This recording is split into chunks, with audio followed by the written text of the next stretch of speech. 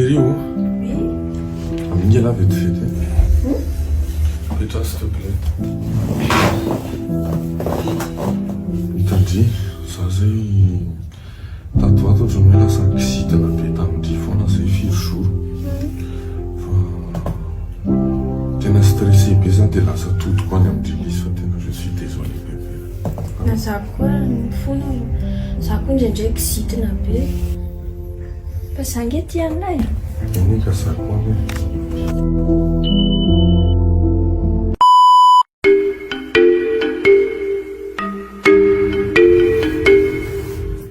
fina zany hoe mampiavinavina no efa hatramin'ny maraina tena milonjolonjo be tena tsy hoe manio za nga miavinaviny ianao milonjolonjo be tsy miteny ininona tsy miteny tsy volan'me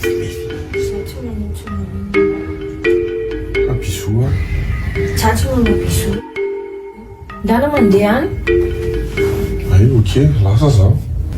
ndana andeha any amin'ny fatim-behivavinao any dia manaova fiainana any ka eo any teny hoe biso tsy azoko hoe maninona zany raha atao biso za tsy manao biso ndana mandeha any ay dia zay za tsy raha inao mihitsiny ka miteny a biso dia tsy azo tsy manao ianao fa zay lasa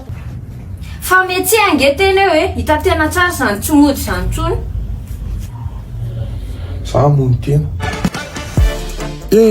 misy tombola goavambe eo amin'ny sidef électroménager eny natao anao mihitsy ty tolotra ity rehefa mividy entana mihoatra ny 2 hetsy ariary na mihoatra ianao amin'izao fety izao ao amin'ny sidef dia mahazo taratasy kely ahafahanao mandray anjara amin'ny tombola efa manomboka ary manan-kery hatramin'ny 24 desambra ho avy izao ny tolotra ho hitanao eny amin'ireo magazin sidef rehetra manerana nosy ao amin'ny site web ihany koa